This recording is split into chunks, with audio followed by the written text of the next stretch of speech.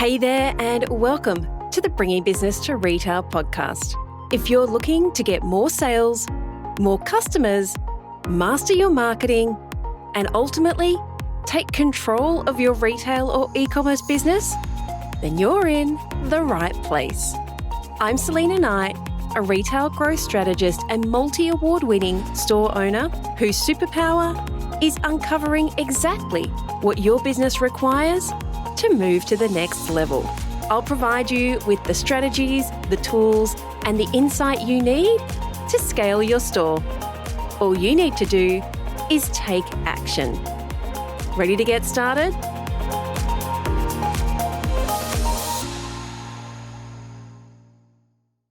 Hey there, and welcome to today's episode of the Bringing Business to Retail podcast. Now, I don't have to tell you how expensive freight and shipping has become since the pandemic. So it is really, really important that we are able to minimize those costs as much as possible, because the more we pay, it means either we have less profit or we have to increase the price of our products.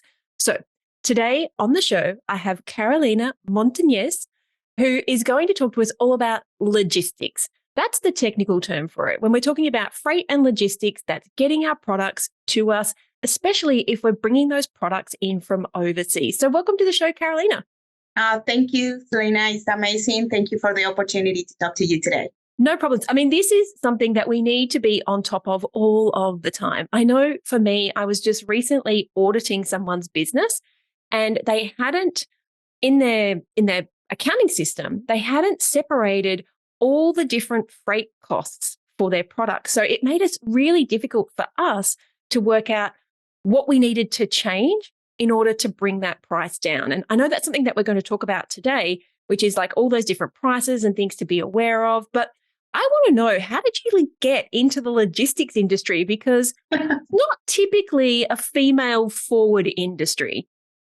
It's not, but I think that we're really proud to say that we just take in this industry time to try to keep it, to give the light blue and purple serenity colors into the industry. From my personal perspective, freight is not something that I was looking into start working. When I was little, definitely I didn't tell my dad, I want to be a freight forwarder when I grow up. I wanted to be a vet. I wanted to be all of the stuff. So I personally landed in freight, literally, when I was in Colombia doing my business degree, and we had to do 6 months working experience with a company.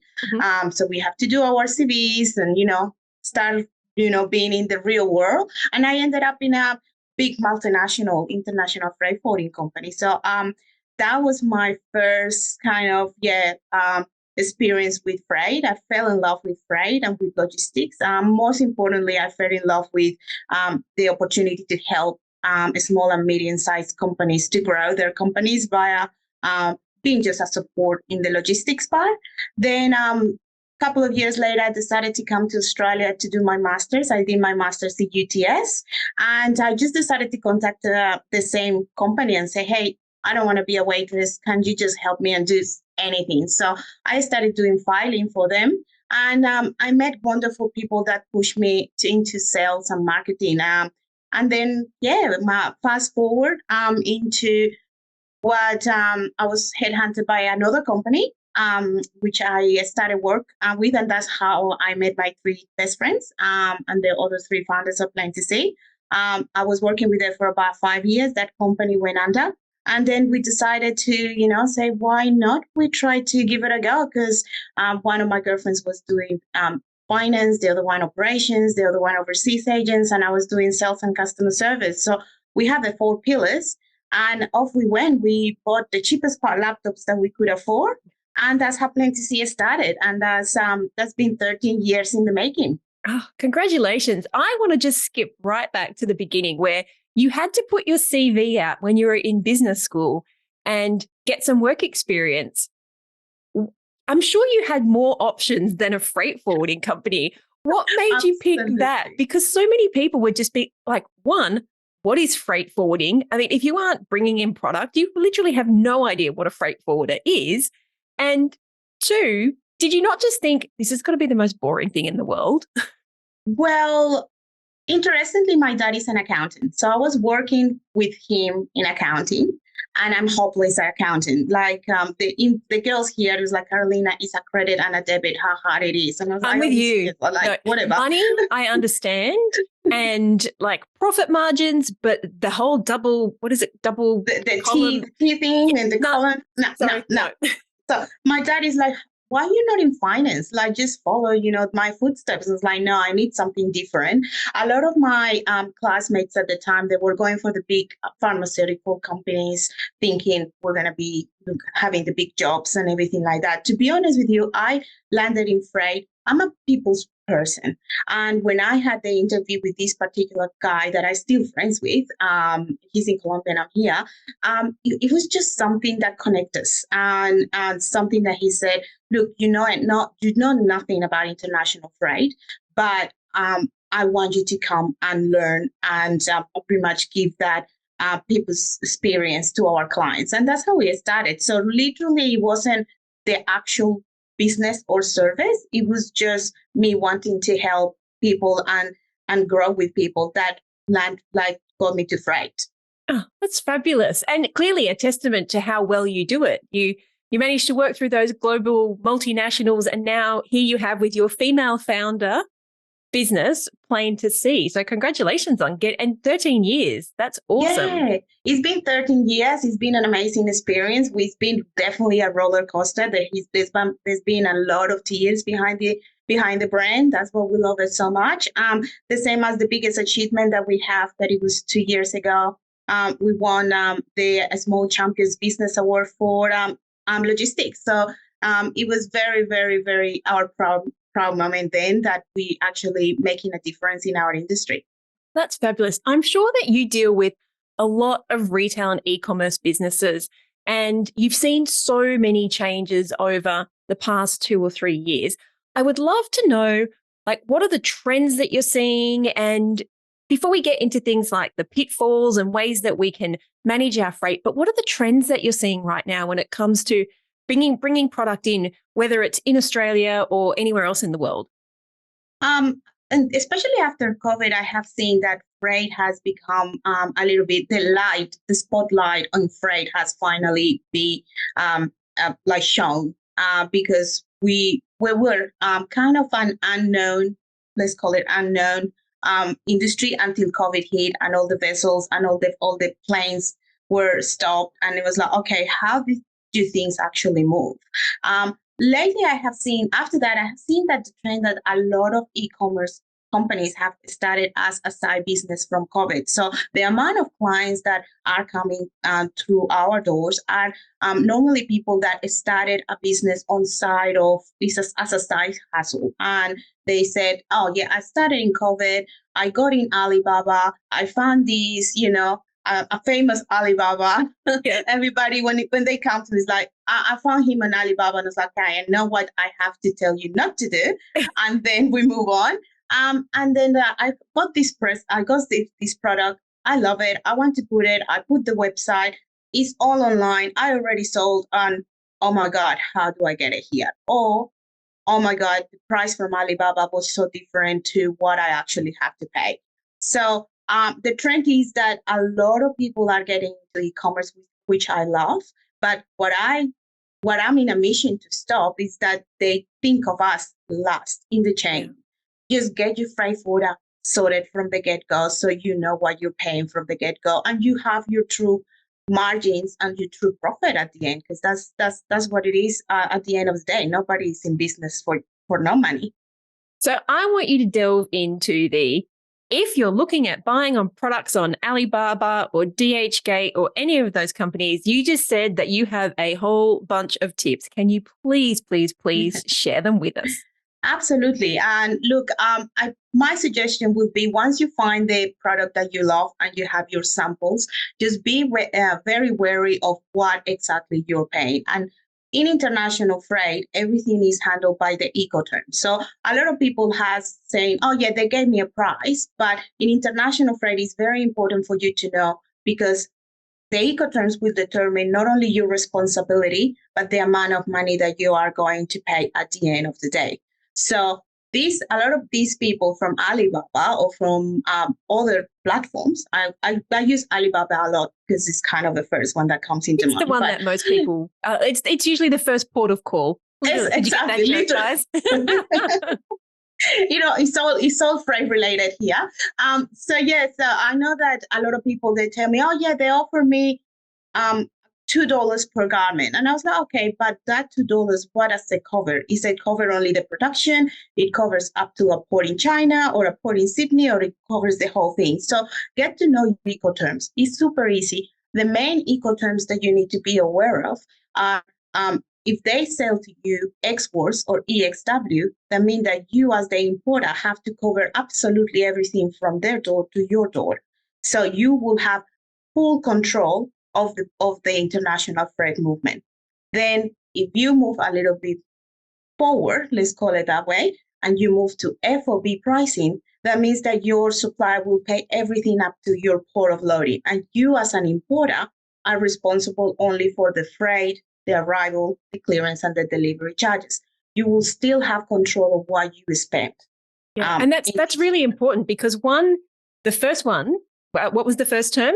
Exports. EXW. EXW.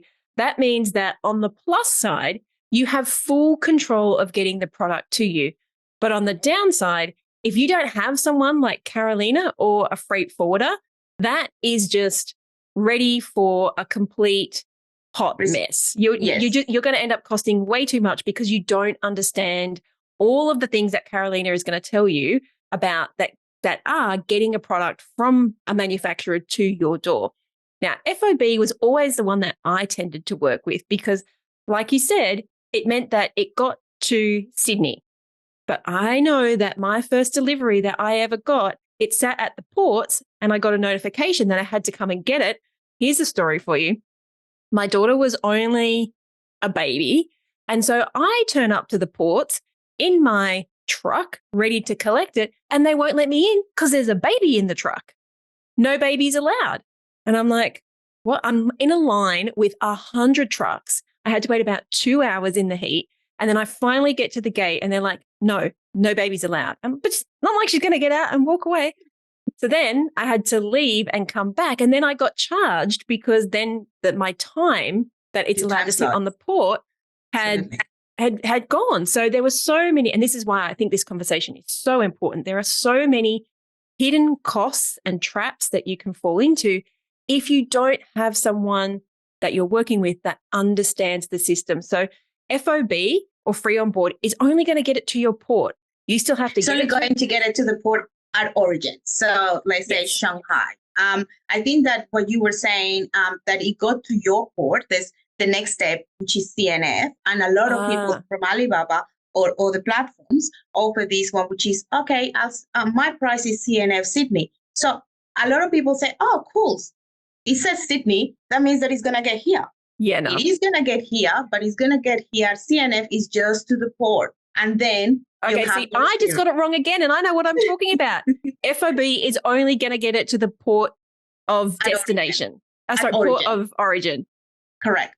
CNF, which is clearly what I used to work with. Oh my goodness, I cannot believe it. Look, this is why we have Carolina. This is why you don't come to me because I am not an expert and it's been a very long time since I've done it. But CNF is going to get it to, say, Sydney, but that doesn't help if you live in Brisbane or you live in Perth. You still have to get it to those places. Absolutely. And a lot of my clients, I do have clients, and that's the thing, a lot of clients come to me, or I'm in Facebook all the time with different groups that I'm part of. And the most common post is like, oh my God, I just got my product. It was so expensive. I have to pay extra charges. I have to go and pick it up myself. What a waste of money and time. And when I contact these people and said, oh, well, they just say Sydney. I was like, oh, they just say Brisbane or Melbourne. I was like, yeah, but once it gets here and it's CNF, you need to pay your core charges. And again, when we talk about control, because you let your supplier choose the freight forwarder, they can use any freight forwarder. that they Could be want. anywhere. It could be anyone. It could be, the biggest multinational. It could be the mamas and papas of freight forwarding, but you don't have a relationship with that person that the cargo arrived with. So they're just going to say, here's your bill. Can you please pay us? And we will deliver your cargo. And they literally, I have had people calling me and say, what do I do? They're holding my cargo at ransom. And I was like, this is no ransom. You made a decision. Like while you were doing your negotiation, you actually made these decisions without knowing this is what it is. And I have seen some bills that, oh my God, for 1 cubic meter, they charge you like $1,000. And I was like, no, that's way too, because people will take advantage of that. Of course. Absolutely. Yeah. So the less you pay, the less control you have of what you want. And that's when my suggestion to everybody that is listening to this podcast is please, please, please contact a freight forwarder. It doesn't have to be me. It can be any freight forwarder. But just when you're looking into a new product, contact your freight forwarder. Talk about the product, about what it is. We can guide you on, does it need an import? Is it going to go on quarantine? Because that's another thing. I got a client that imports something that had bamboo and it arrived here and contact me. And I was like, it has bamboo. And I was like, it needs to go for inspection, full inspection, move it, fumigation. And all of a sudden her bill is. Yeah, I'm putting my hand up because I have been caught out there too, because we used to import bamboo fabric. And the first time the shipment came in, they wanted to fumigate it. I'm like, it's not bamboo. But then I had to go through this huge rigmarole with the quarantine people and pay, even though I didn't want it fumigated, to be inspected. And all of that is delays. And here's the thing about delays, guys, is you only get a couple of days to get your stuff out of there. And after that, they start charging you a holding charge. And so you have to be on top of all of these things. And it is a knowledge deficit. And this is what costs money, is if you don't have experts that you can talk to, and if you don't have experts that you can rely on, you're going to be taken advantage of and you're going to lose money. Absolutely, absolutely. And that's why I have learned in my business, once COVID hit, I learned that I can rely on other business to do what they're supposed to do so I can do what I'm supposed to do. And I always tell my clients, your job is to go and sell, because the more you sell, the more I ship. As simple as that. Everyone's happy. Everybody's happy. You have more money. I get more containers. You have more profit. I can keep paying my people here. Everybody's happy. Everybody wins. So I'm not expecting anybody to be an expert, because otherwise I will be out of job. But you need to know. You need to have the power of negotiation. You have to approach to your supply saying, I know what I'm talking about, so you're not going to take me for a ride. And that will give them confidence as well. And the people overseas will say, okay, well, these people they actually know what they're talking about. So I can take advantage of them. Exactly. That was like, no, you're not going to take me for a ride, because I have been lucky enough that a lot of people has let us get into that world and say, look, this is what you need to do. And you need to say to your suppliers to get to the outcome that you want. This week, I met with a wonderful client of mine that's bags. And we have been trying to meet for a long time, and for different circumstances we couldn't, but we finally met. And they told me, okay, Carolina, we want to increase the amount of product that we bring, but we didn't understand how we import a container at the middle last year. And the price per unit was, for argument's sake, I forget the numbers, for argument's sake, was $8 per unit. And then we import another container in December, and it was $15 per unit. So what happened there? And that's why I said, well, the thing is, that's another thing other than putting the eco terms aside for a moment. Freight is an industry of a seasonal industry where your freight rate pretty much changes from month to month. So if you do a calculation and you come to me and say, Carolina, how much will this cost me today? Once your product is ready, we have to evaluate the freight, because normally speaking, between after Chinese New Year and just before September, I'm talking Asian importers, the freight rates tend to stabilize. So this is your time to import, because the rates are low. And then we hit. If you're in retail, you know where Carolina's going here, right? Because everybody's bringing their stuff in for Christmas. Absolutely. We hit October. And first of all, we have the Spring Festival in China, where it's like a little Chinese New Year. They close for a week. So everybody wants to get out before that holiday. So rates start slowly climbing. And then we have December. So everybody's importing their Christmas stock. The rates are at a high.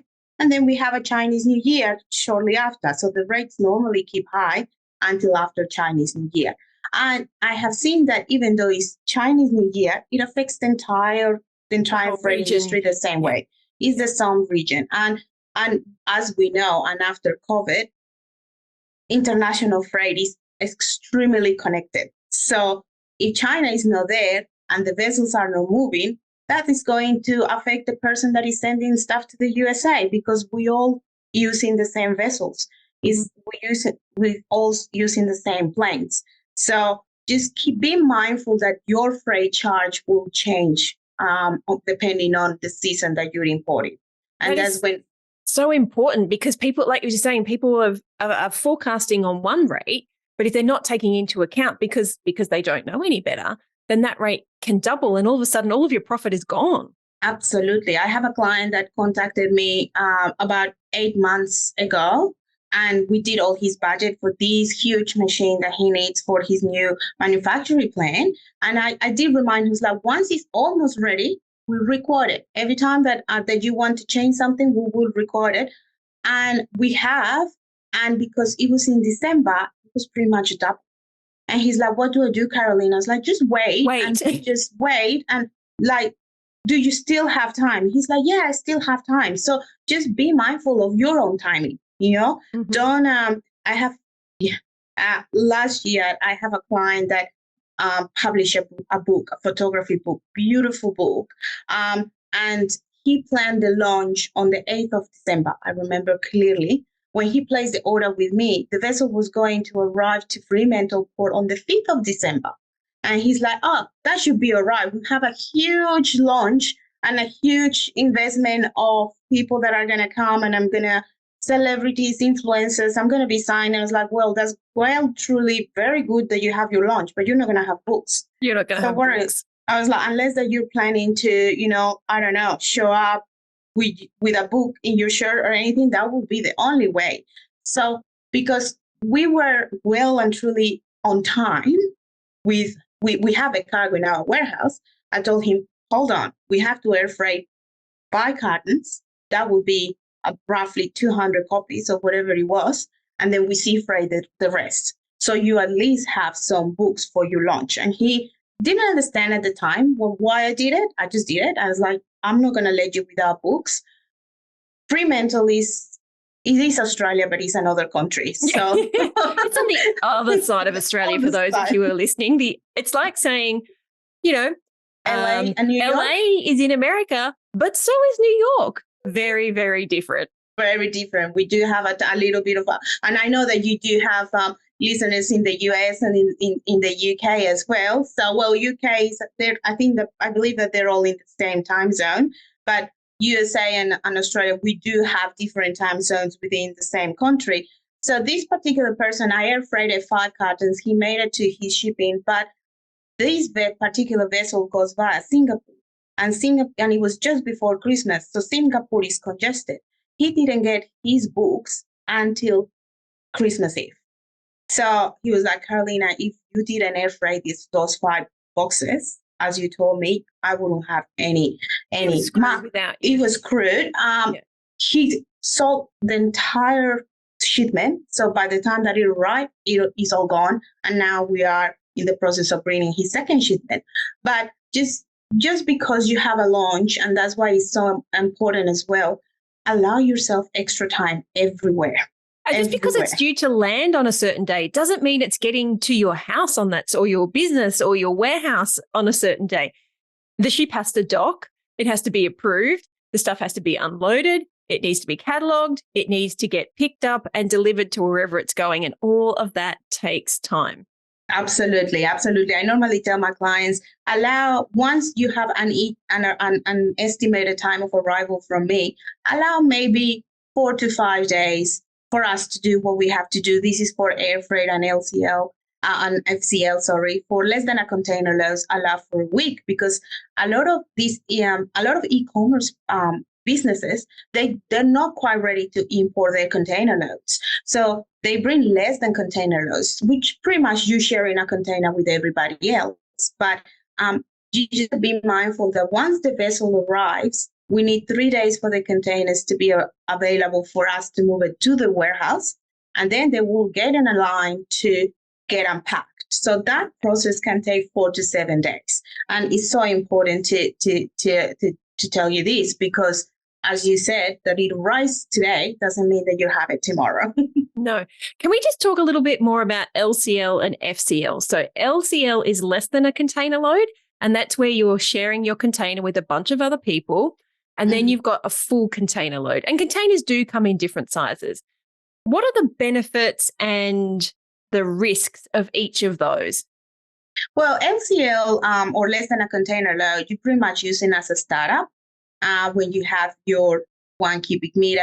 So the LCL is chargeable per cubic meter. So it's pretty much your length, your width, your height in meters, and that's what you're going to get charged. You get 1 cubic meter also is equal to 1,000 kilos. So we have to be really mindful that if you're importing pillows, that is for me the example I always use, they're so fluffy and they can be super big, and they don't weigh much. So you will be charged 5 cubic meters, not because it's 5,000 kilos, it's because it occupies a lot of space. So they charge you pretty much for the airspace in the container that you're going to use. You're laughing and I'm laughing because I'm going to tell you the story about someone I once worked with after they had done their importing, but not before they worked with me.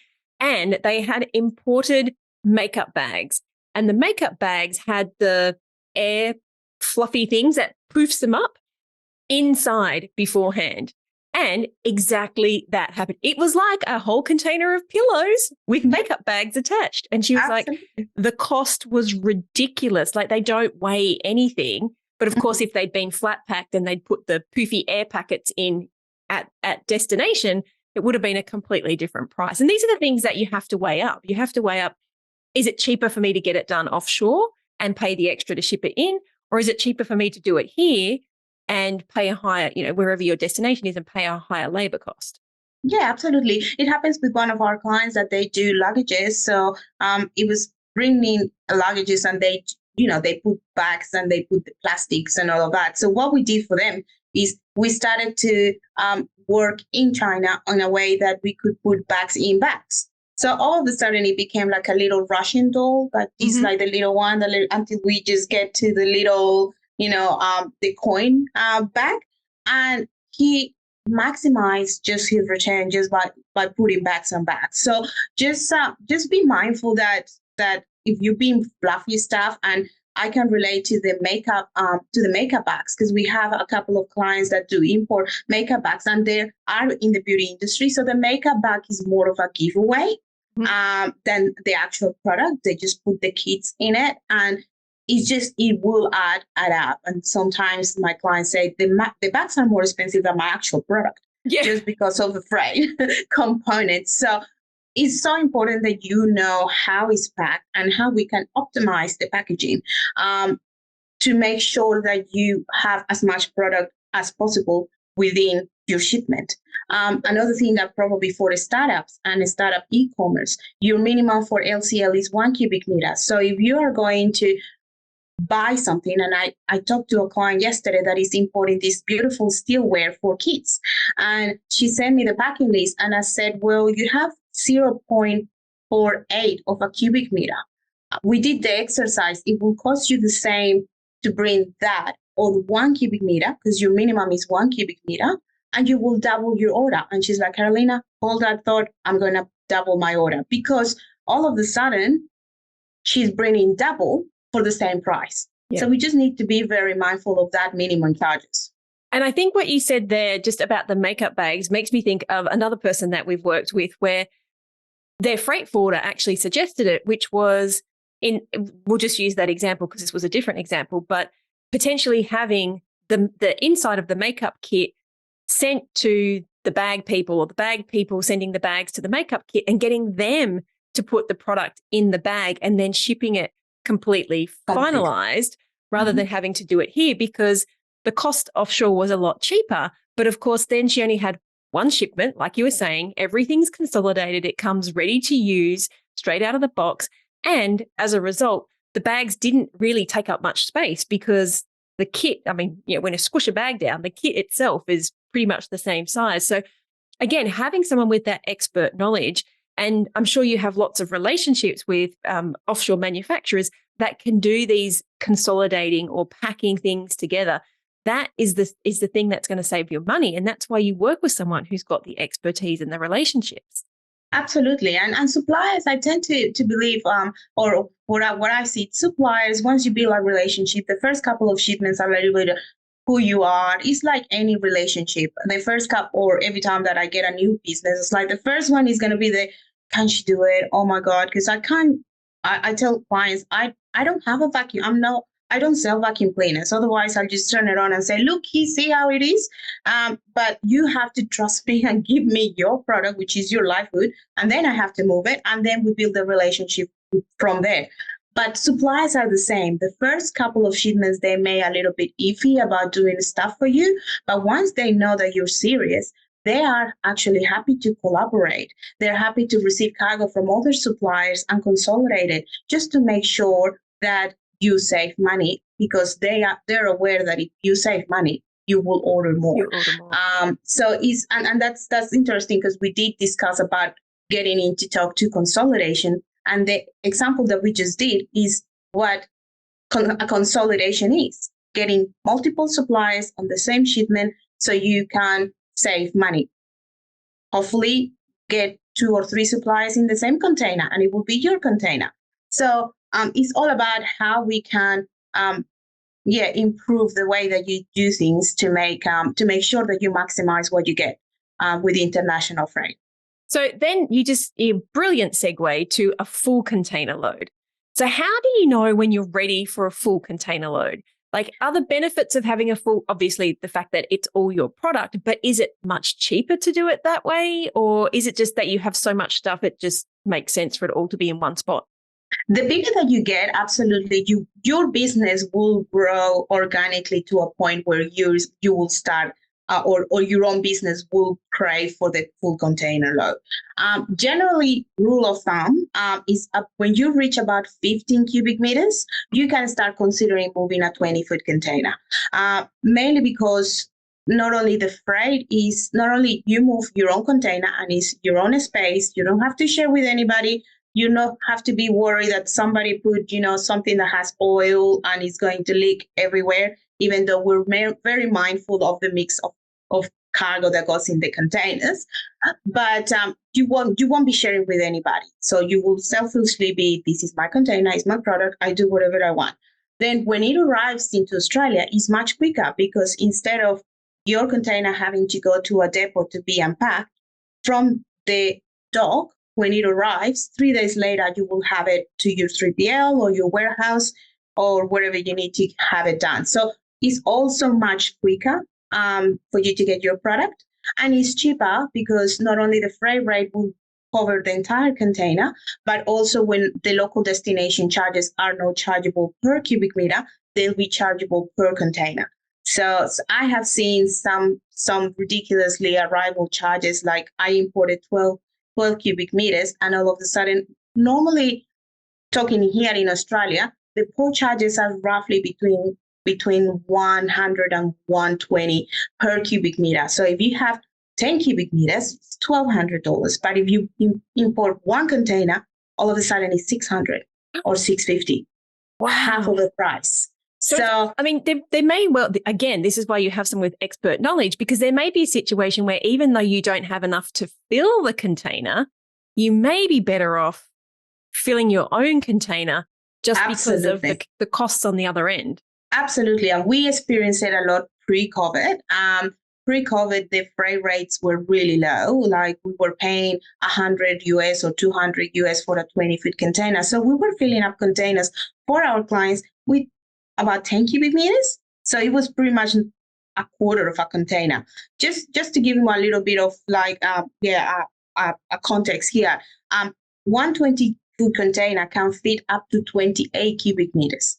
So if you send 10, but you're paying less than actually sending the LCL, that's when the freight rates were really, really low.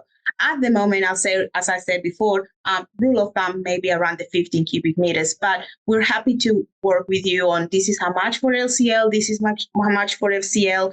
I spend most of my day doing cost comparison with all my clients. This is how much is air freight, this is how much is sea freight, this is if we divide it, this is if we put the cargo upside down, just to make sure that you get your money's worth. This is the same person who, remember back at the beginning of the conversation, told us she didn't want to be in accounting and finance. And now you're the money lady. Well, in a different way. No, I'm with you 100%. That makes sense to me.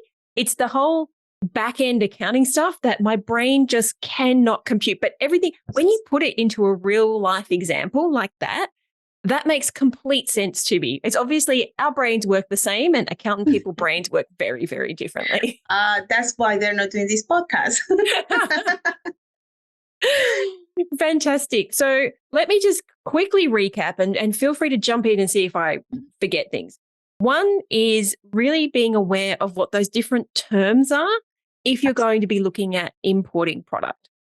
The other one is having someone on your side that is able to advise when the cheapest time is to ship and what kind of, like, the way that you should be shipping it. Like you said, should you be air freighting a small amount? Should you be putting it all by sea, or all those sorts of things? And then maybe the last one is just, for me, just building those relationships, because once you have them, or you have someone like yourself who has those relationships, there are these hidden costs that you may not be aware of that you're falling prey to, when actually that's what in our business, we would call that a money leak. And you wouldn't even know that was leaking. It's like a little silent leak. But you can turn that into a money fountain if you have someone who understands the business and understands what you're trying to do and can give you this advice on top of getting your product here. Absolutely. And that's where your freight forwarder, don't use your freight forwarder as just the person that moves from A to B. Use them as your advisor on international freight. As if you want something new, if you want tomorrow, okay, I did great in the USA, I want to take it to the UK, your freight forwarder will be able, with their network and their connections, be able to find the information so you make educated decisions. That's what you need to do. Just have the information so you have the power in your corner.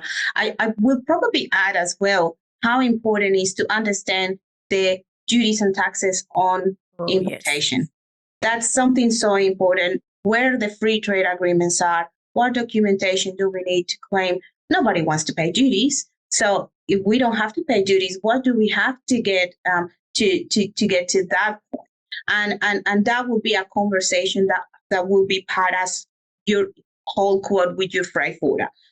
Because if I have clients that say, this is how much it's costing me, what are we looking at? I say, okay, well, it's coming out of China. There is a free trade agreement. We need a certificate of origin, and therefore you don't pay duty, but you pay an import GST. So just be aware that it's not only the freight cost, but it's also the import duty and in any countries. In the USA, for your listeners in the USA, you have the Trump 25% imports out of China. That's when he was very upset with China, and he just decided to put 25% import. That's 25% import tax on products out of China. I have a client that she does beautiful reformer mats, and she cracked the USA market. But we were discussing in January, she just came back from another exhibition in the States, and she said, Carolina, the tax is killing me, because obviously my reformer mats are not like super expensive. I don't want them to price super expensive, but while in Australia I pay no duty, in the USA I pay 13% normal duty plus the China duty, 25%. That's ridiculous. But she has to change the entire model in the USA and the entire pricing in the USA, because the import taxes are totally different. So I think that's very important as well. That could literally be someone's downfall. And I guess if you are even thinking about having products manufactured or bringing products in from overseas, you said you should be the first port of call, because if you are in the US and you talk to a freight forwarder, maybe they might say, look, don't go to China because it's going to cost you 25% more in terms of duty. what we have found is we've worked with clients who've made those reformer mats in Bali or in Portugal, and you have that knowledge and if you buy from those countries, maybe you might pay an extra few cents per unit, but you're going to save 23% when it comes in. And I mean, all this math is, for the lady who didn't like math, all of this math is just pure profit. And the information you get from a freight forwarder could literally change your entire business model. Absolutely. We have one of the most successful stories that I have. I have a client that he was importing out of the USA. This is PVC, high-end PVC pipes for pools. And he has a beautiful model. He decided to go to Vietnam, and he found a manufacturer in Vietnam. By doing all of that, because obviously bringing it out of the USA, the product is the same. His manufacturer in the USA was actually imported out of Vietnam. So it was going from Vietnam to the USA and USA here. We were losing the free trade agreement because it wasn't manufactured in the USA. Lucky enough, he managed to strike, because of the relationships, he managed to strike a relationship with the supplier in the USA, went to Vietnam, met the factory, and now we are importing from Vietnam. We're not only saving about 3 weeks transit time, but we will also claiming his free trade agreement. So he still buys from the guy in the USA, but he just takes the cargo of Vietnam instead of the USA. And all of that just saving time and money. And he's actually moving much more product because it's just so much quicker, sorry. Wow, you are the hidden gem when it comes to retail and e-commerce, guys. If you are even thinking about bringing product or manufacturing product from overseas, please speak to a freight forwarder first. And if you're listening to Carolina and you're like, this lady is lovely and she clearly knows what she's talking about, where can they get in touch with you? Well, they can we are on our website, plaintosee.com.au. We are in Instagram, on Facebook, and on LinkedIn. Feel free to DM me because I do have access to Facebook and Instagram and LinkedIn all the time. Or you can just email me at carolina@plaintosee.com.au.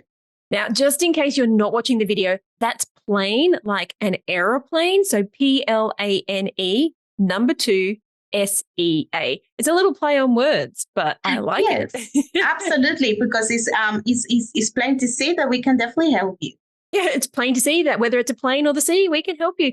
Carolina, absolutely. Thank you so much.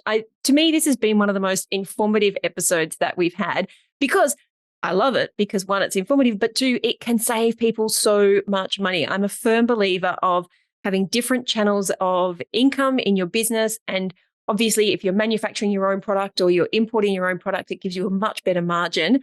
So for me, this is one of those episodes that everyone should be listening to. Thank you so much.